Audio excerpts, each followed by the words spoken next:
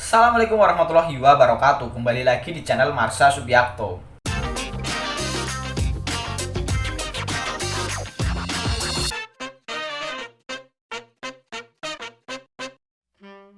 Pada kesempatan kali ini kita akan kembali membahas informasi menarik.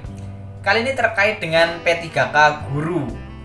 Jadi belum lama ini Menteri Pan-RB telah mengeluarkan peraturan Menteri Pan-RB terbaru, yaitu Peraturan Menteri Pan-RB nomor 20 tahun 2022 tentang pengadaan pegawai pemerintah dengan perjanjian kerja untuk jabatan fungsional guru di instansi daerah tahun 2022. Dan pada Permenpan ini disebutkan bahwa ada dua kategori pelamar untuk P3K Guru di tahun 2022 ini, yaitu pelamar prioritas dan pelamar umum.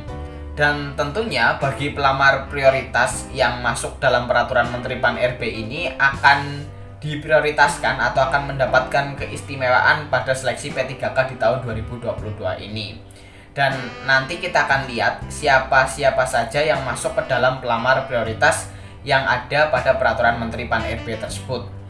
Dan selain itu, semoga dengan adanya atau dengan keluarnya peraturan Menteri Pan-RB ini dapat diikuti dengan keluarnya peraturan Menteri Pan-RB yang mengatur terkait dengan pengadaan P3K untuk tenaga kesehatan honorer, yang tentunya harapannya pada peraturan Menteri Pan-RB tersebut ada afirmasi yang diberikan kepada tenaga kesehatan honorer yang sudah mengabdi lama. Dan semoga peraturan Menteri Pan-RB tersebut bisa segera disusun untuk kemudian bisa dirilis sebagai pedoman pengadaan seleksi P3K tenaga kesehatan di tahun 2022 ini.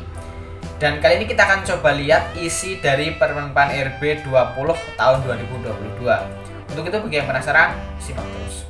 Oke, bismillahirrahmanirrahim, langsung saja kita mulai.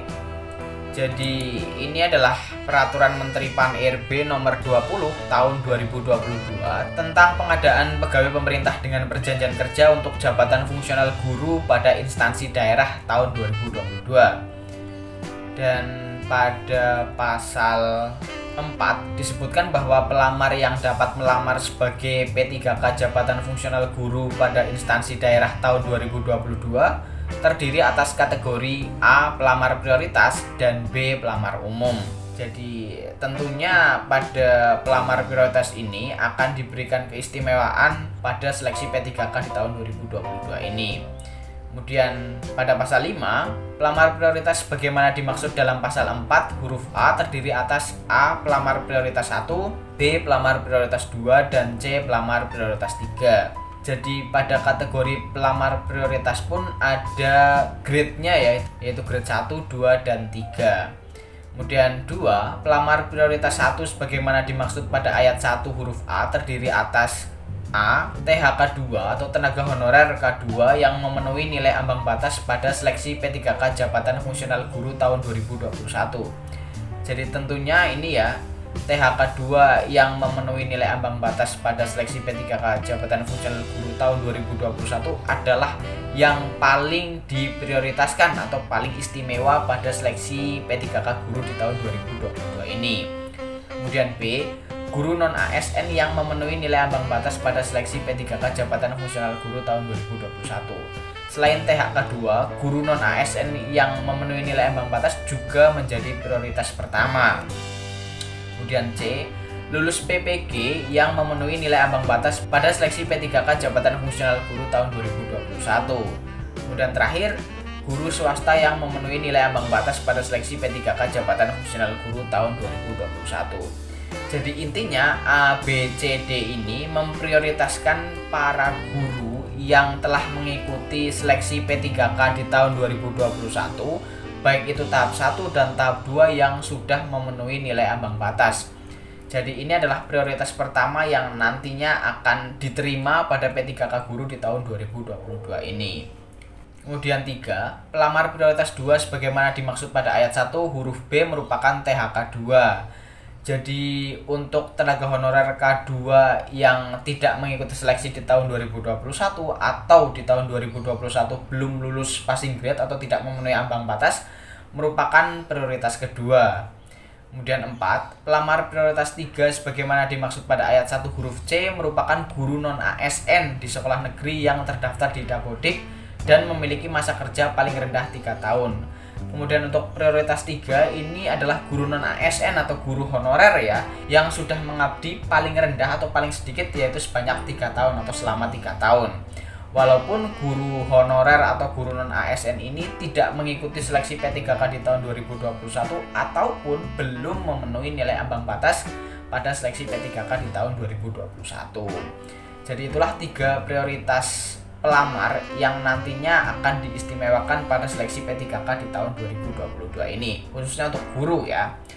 Kemudian, pelamar umum sebagaimana dimaksud dalam pasal 4 huruf B terdiri atas A. Lulusan PPG yang terdaftar pada database kelulusan PPG di Kementerian Pendidikan, Kebudayaan, Riset, dan Teknologi. Dan B.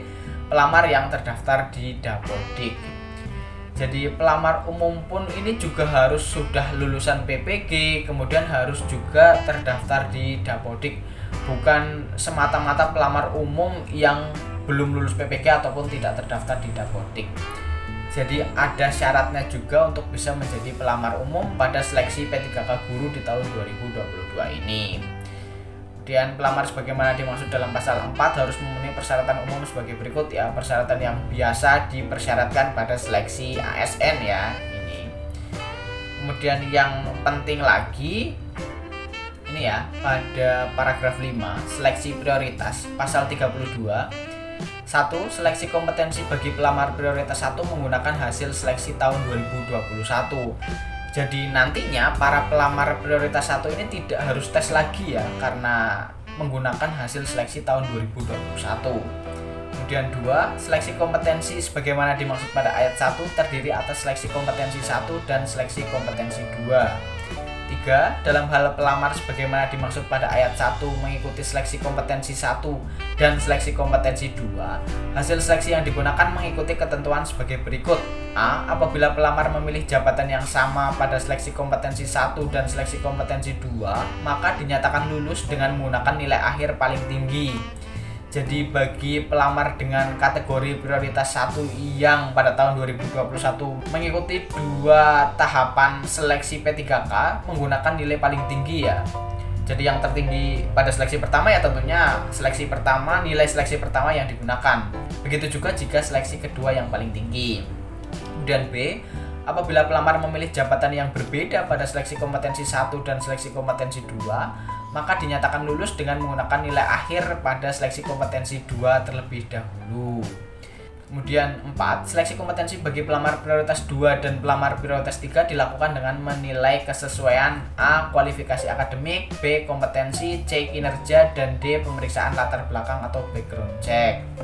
5. Penilaian kesesuaian sebagaimana dimaksud pada ayat 4 ditetapkan oleh Menteri yang menyelenggarakan urusan pemerintahan di bidang pendidikan, kebudayaan, ilmu pengetahuan, dan teknologi setelah mendapat persetujuan dari Menteri. Kemudian pasal 33 1. Pelamar prioritas wajib mendaftar pada sekolah tempat bertugas sepanjang tersedia kebutuhan yang sesuai dengan sertifikat pendidik dan atau kualifikasi akademik yang dimiliki.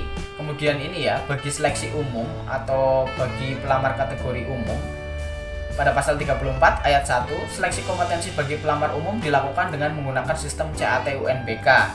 Ayat 2, pelamar umum sebagaimana dimaksud pada ayat 1 dapat memilih kebutuhan P3K jabatan fungsional guru di seluruh sekolah wilayah Indonesia yang belum terpenuhi oleh pelamar prioritas.